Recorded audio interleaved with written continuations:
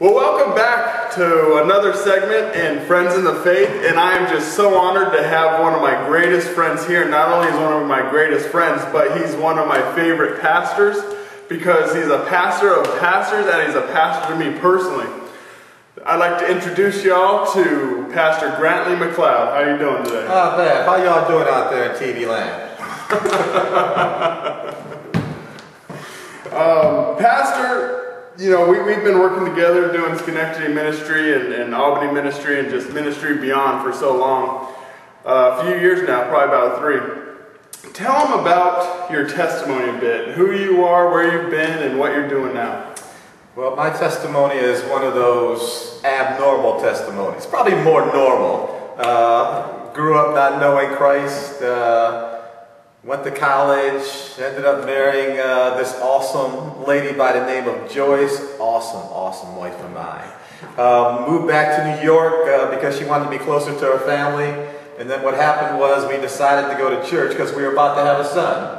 So we went to church for comic relief. We figured it's the right thing to do, bring our son up in church. And we messed around. I messed around and got saved. I actually met Jesus in a pew as the pastor sort of just opened up the Bible and shared that life-changing message of Jesus Christ. And I sat there, nothing extraordinary. I had a pretty good job. My wife had a pretty good job. Everything was just flowing. But God just convicted me of just being messed up, being this sinner. And it was in that pew on that Sunday, 1992, that I placed my trust and faith in Jesus Christ. Absolutely. That's a great testimony.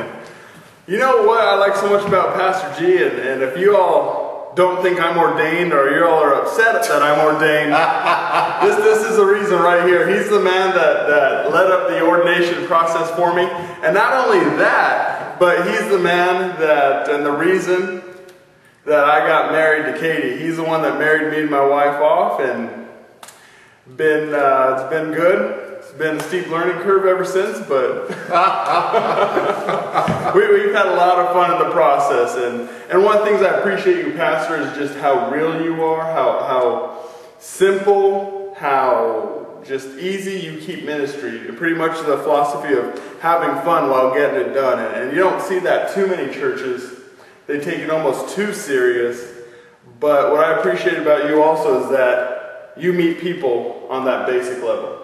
I think we see that in the Bible. I think that Jesus never called people to get cleaned and get their act together. As a matter of fact, Jesus lets people know that they can't get their act together until they place their trust and faith in Him.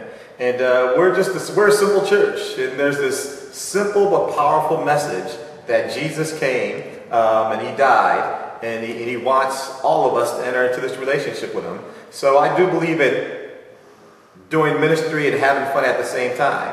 And once again, our mission statement here is simple. Our desire is really to simply connect people to Jesus Christ. And that's simply introducing people to Jesus Christ. And we do that by sharing God's life-changing word. And that's just the Bible, from Genesis to Revelation.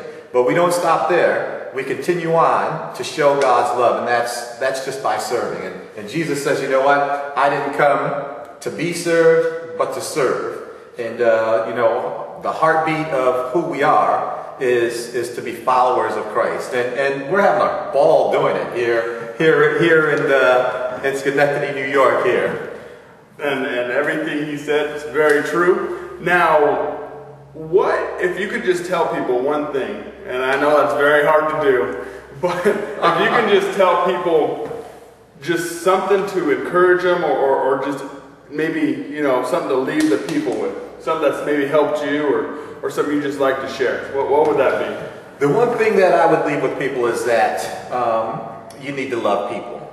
Love them despite what is going on. Because what I found is I found encouragement when people just loved me. It wasn't a judgment thing. It wasn't a condemning thing. It was just, you know what? I love you, brother. And they didn't only say that, but they also showed it in their actions. So I think that the reason why we love God is because God loved us first. And I would just encourage you, despite whatever you're going through, even when you're at your lowest point, one thing that we all want is we want someone to come alongside us and just love us. So you and I should be that person who loves, because God is sending someone when we're down to love on us. That's good words right there. And you know, as he was talking, and as we go out as a church, I was just remembering what God's done here. And just even in this room, the people that I've got saved, the people who've got saved right outside these doors on these streets. If you can, if you're able, I mean, just come to this church, even just once. You know, even just once, try it out. See if it fits for you. But I guarantee, this is a place where you're going to find real people. You're going to find real change. There's no phonies, no fakes. And if they are, they get changed real soon. You know what I mean? They get changed real soon. In fact, this is the room right here. When I first walked in 5 years ago, that I just realized, man, this is the church for me. This is the church for me because people are real. And that's just how we want to see people. We want to see them with the masks off. Because once those masks come off, then Jesus can really do the real work. Absolutely, absolutely. And I think that's what it's all about. Constantly taking off those masks, constantly stop playing games.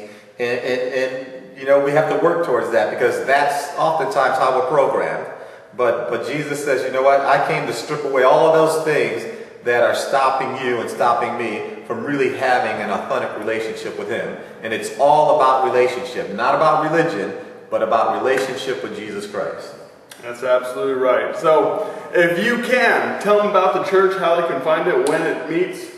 Harmony Fellowship, we are at 888 Albany Street in the great city of Schenectady, New York. Bible study starts at 10 o'clock on Sundays, followed by the morning worship. On Wednesdays, we have our prayer meeting, which starts at 6:30. Also on Saturdays, we just have men's ministries and women's ministries, but we have another location called H2. That's Harmony 2 over in the Mount Pleasant. It's on Webster Street. God's just doing some amazing things in that future church plant.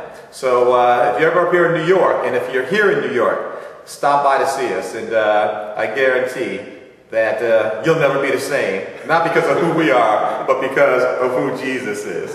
And one last note, let me tell you about Alex D. One of the things that you'll discover about Alex is that he has a desire for people to really connect with Jesus in a practical way. You know, we had to clean him up too, as God cleans all of us up. But I encourage you to really get connected with Absolute Truth Ministries, and spread the word.